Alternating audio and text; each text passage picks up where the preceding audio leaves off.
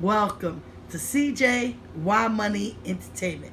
And today I'm making churro cookies, stuffed churro cookies. This is cookies that's normally made with at Cinco de Mayo around that time. As an American Mexican cookie, and I'm gonna make it today. It's quick and easy. So let's get down to it. First, let me tell you what's in the cookies. We have 4 ounces of cream cheese, and I am going to soften that 4 ounces of cream cheese. I'm going to use a 1/4 cup of sugar. You want a 2-count pie crust. You need a 1 teaspoon of vanilla extract, and that's there.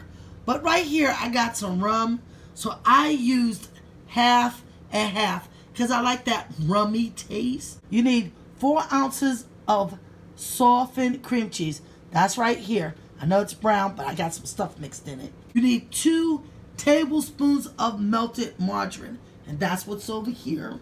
You also need 1 beaten egg. That's that right there.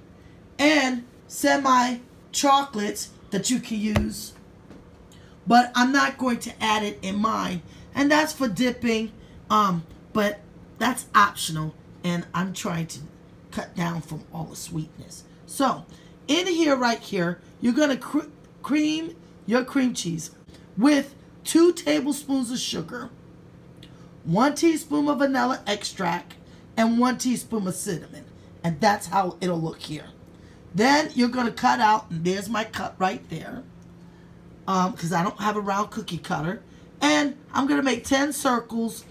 You put 1 teaspoon in the center of each circle.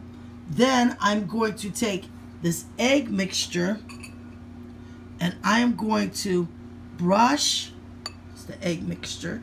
Slide this down, and I'm going to brush just the edges, just so it could be able to stick, because then I'm going to take this and cover it up with this and press the edges down. And I'm going to do that to each one. But make sure you don't put too much egg, because you don't want, you just want just enough for it to make it sticky. There you go. And we'll be back.